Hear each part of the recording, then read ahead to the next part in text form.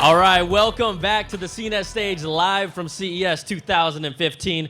I'm Brian Tong, and joining me, is the RZA, a.k.a. Bobby Digital, a.k.a. Prince Rakim, a.k.a. The Scientist. Yeah, man, a.k.a. Everything. I mean, you were actually, you know what? I'm sure the music guys in the back were flattered because you were like feeling that beat just then, huh? Yeah, I started to bust a quick lyric on you, but, I don't know. And they... Y'all, maybe. There you go. So welcome to CES. This is your first year here. That's what you told me back there? Yeah, my first time here, and I'm having a good time here, man. I mean, so many gadgets, so many cool people. You know, a lot of people don't know that a lot of us hip-hoppers got a nerd bone inside of us. You know what I mean? I don't want to know if I want to know your nerd bone, if you know what I mean. Well, I got one nerd bone in me. And when I came to CES, it kind of got excited. This nerd bone. No, it's really fun here. I'm having a great time. And really, I came out with the company Boombotix, and we have this thing called the Boombotix, which I'm excited about because I think we discovered a new way to sell music and to get music back into the hands of the consumer, you know what I mean? And this is a bong boogle, baby. The Bomb Boo Boo? Is that your official name with that? Now, over here we have the Boombotix Rex Plus. This was just announced as a waterproof Bluetooth speaker, but we also have these two Wu-Tang 20th anniversary editions. You talk about creating music and distributing it in a unique way. One of these ways is packing them in a product like this, right? Yeah, so when you buy the Boombotix Rex, it already has the album embedded. So usually when you even if you used to buy a CD, you got to go home and put it in your car or something like that. This is automatic pleasure. You pull it out, you hit the button, bong bong, it comes on, you hit play, and party starts. It's like bong bong on your bun. Exactly. You know what makes this one cool though? I gotta say this to you. Yeah, because, do it. When we was thinking about it, we was like, would it be a great use? I live in LA now, and a lot of beach parties and a lot of pool parties. So this one is made to go underwater. Like 3 feet underwater. 3 feet underwater. Deep. So, you at the pool party and the girl want to jump in, and you like, man, I want to get into it. And you got the music, you just jump in, and y'all could just get that party going underwater. You know what I mean? Underwater love video. Party. Now, another thing that is really intriguing is the fact that you have been working on this album 6+ years, right? Once Upon a Time in Shaolin, Wu-Tang Clan, one of one album. A lot of people that aren't fans or casual fans may not necessarily know about this, but you kind of have a statement about music and the direction it's going by doing this one of one. Like, there will be no other way to distribute it, right? Yeah, that's to show, music has been devalued. And one thing I think we overlook, and I think not the people here, because I think here, we got a lot of intellectuals, but we overlook the artistic value of what music is and what art is. If you look at something like the Mona Lisa, it's only one. Or the sculpture of David, it's only one. So we're treating this album, Once Upon a Time in Shaolin, like a piece of art. It's not something that, if you want to see the Mona Lisa, you got to fly to France. You know what I mean? So this will be a one piece of art that's a fingerprint of our times, a fingerprint of 6 years of work, a fingerprint of other great artists coming together. I mean, we had people from, even Cher came and blessed us. I mean, I could keep going on. And even when we made the box, we had to commission a guy who's usually only commissioned by the royal family of Saudi, and he made the packaging for us. And we all knew that this was going to be something that is kind of like a heirloom. I was watching the news on the East Coast this winter, and somebody in Boston found, I guess, an old time capsule that they think that Benedict, one of the famous guys, buried, and they was going to open it up on TV to find out what he was thinking and what was life like during that time. To me, the Once Upon a Time in Shaolin album is that for our time. So are you going to I've read and heard that people are actually bidding for this because, like you said, it's a one-of-a-kind piece of art from your mind, from the Wu-Tang Clan. I mean, this is, no one's really done something like this. You don't want to bury this, though, right? I've read that you want to kind of put on an exhibition featuring some of your other works and things like that. Now, I would love for it to tour around the world like how some art exhibits do. There'll be a big announcement they're going to make, I think, January 28th. What I can tell you today, though, is that there's an auction company known as Paddle 8 who actually won us over, and they will be the one who will deal with the auctioning, and they will take it through the art world and go through the proper procedure. So I want to say, without the Paddle 8, and I think being people that understand the concept, I'm glad to have them on board with us. Now, another thing that maybe you can kind of add on to that story is that we've heard that there were bids of 2 million, even as high as 5 million initially for the album. Yeah. So, I mean, has it reached higher than that, or is it, where is it at right now? Well, Paddle Way, they've taken it over since then, so they will let us know, what the final number is. It's not just it's really not just about the money. Yeah. I make money from a lot of things I do, you know what I mean? But it's really about that person who wants to possess this piece of history, There's really no price you could put on it. If I were to talk about the Wu-Tang album, Wu-Tang Forever, which sold 4 million copies at $25 a piece, that's a value of something, you know what I mean? But I don't want to talk about the value of it, I think that when the person gets it, he will have something that's actually priceless. Yeah, so stepping away from just the cost of everything, you've seen music from the start with hip hop, but you've also seen how technology, music digitally, sent out to people, iTunes, now these music subscription services. What are your thoughts on that as how it's changed the music game for good or for better, from you? I think it's a balance. If you look at, music subscription and people were able to stream music and subscribe the same way we subscribe to film, I think it's something unique about that. But what we're doing with this here, we're trying to put it back in your hand as well.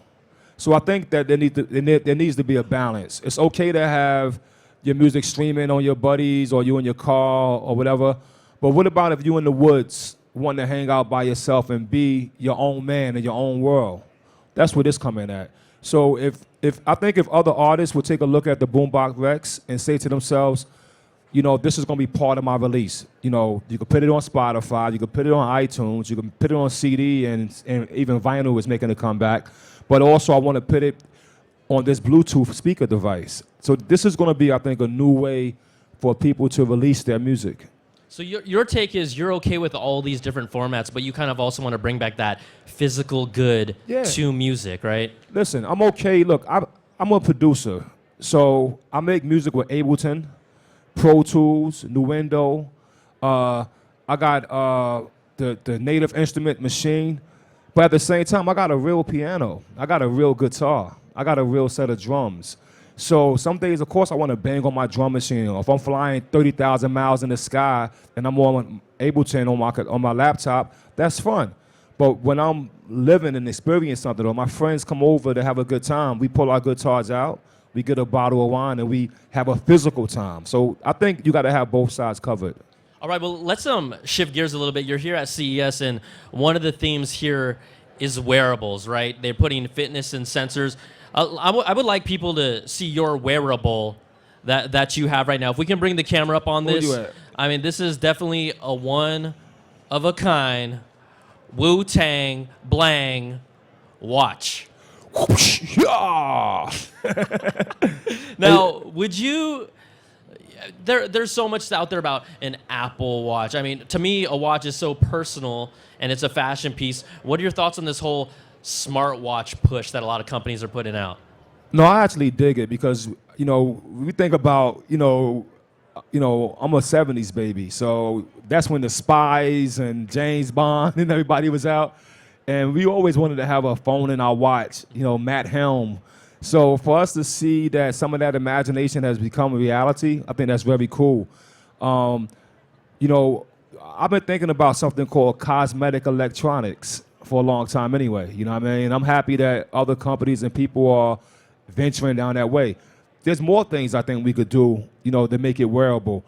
Because it is, like, I'm looking at your little style right here. I see you got your cool watch on. Not as cool as that one. I'm saying, but you rocking though, and I like the bracelet you got right there.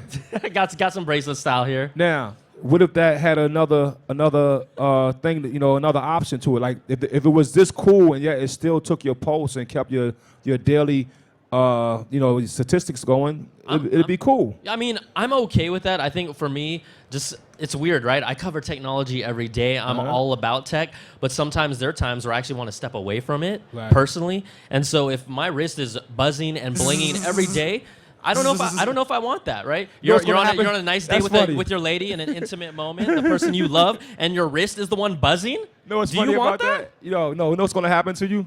That's funny because after a while, after the buzzing of your wrist, and then you're going to take it off, and you're going to think your wrist is buzzing, but it's going to be not. Like sometimes you hear your phone ringing, but it don't be ringing, The ghost vibration in your pocket. That's what you're talking about. The ghost vibration. You know what I'm going to do for you? Let's do it. I'm going to say this to you. You better off being Johnny Malkovich before you bout with this alchemist. I'll attach a falcon claw to the tip of the iron fist, and I'll pulverize MC's brains out. The Wu-Tang is out like orangutans out the cage where the 12-gauge flame is out. Dr. Phil can't remedy my dosage of explosive corrosive, metamorphic, oracle, vocalist, lyrical tilt, planets backwards. Then I backflip backwards to a name of an unnamed actress. This is microbatic tactics. My rapping is like Eskimo in Alaska, snowfish trapping. I'll make you sleep with a colony of ants in your pants. I cause your body physiology to stomp and dance. The abbot with the tablets and rap tips. I roll with the Wu-Tang Clan, 9 men who I laugh with and used to bust caps with. There we go. Dang. There we go. Boom. Drop the woo like that. Yeah, anyway.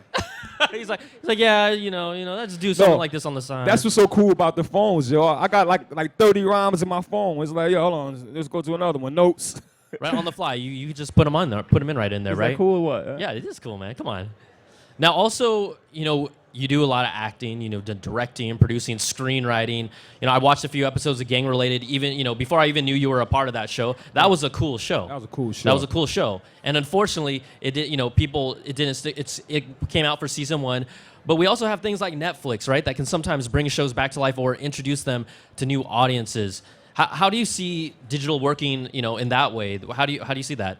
No, I think that's a great additive to our industry. I mean, I actually thought that Game Related would be more of a Netflix type of show. I was very surprised that Fox actually took a risk with such a show that was so gritty, multi-ethnics in it, and absolutely. The subject matter was crazy. So the good thing is to see TV realizing the competition is growing around them, and they're willing to adapt to fit the competition.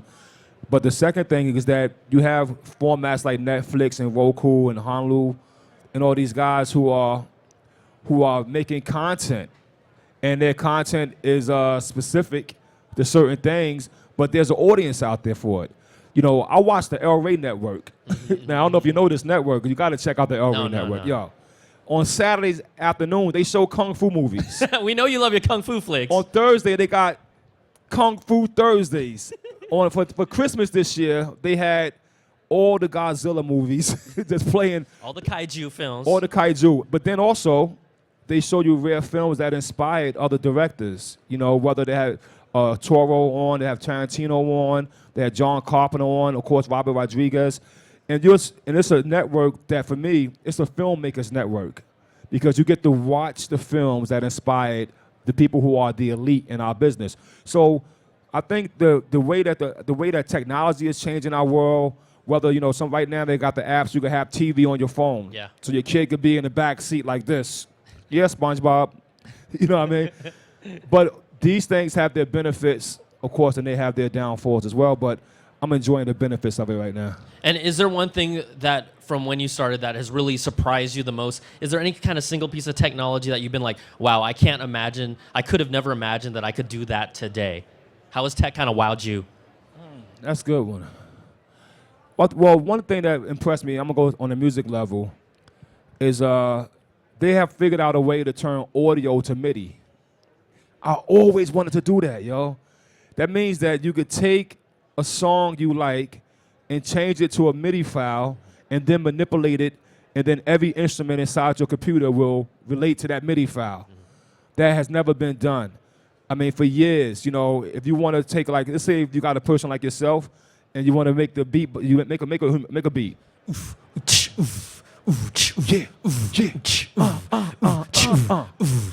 Yeah. Cut. All right. He cut me off. I got to cut. If the No. RZA says cut, you cut. Yes. But the cool thing is that now they could take that data and a drum machine will play it back for you, and you could build the track from that.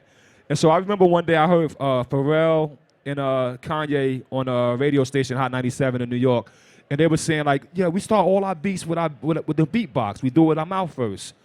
And then they got to sit there and try to hit the pads on the drum machine. Now they could just do it with their mouths, and the computer will do it for you. That's a great improvement in technology and a great improvement for producing music. All right. Well, there you have it. RZA, thank you so much for coming out. We appreciate it, man. Bonk, bonk. Thank you for having me. All right. Thanks so much. Stay tuned more for CES In Depth. We'll be right back.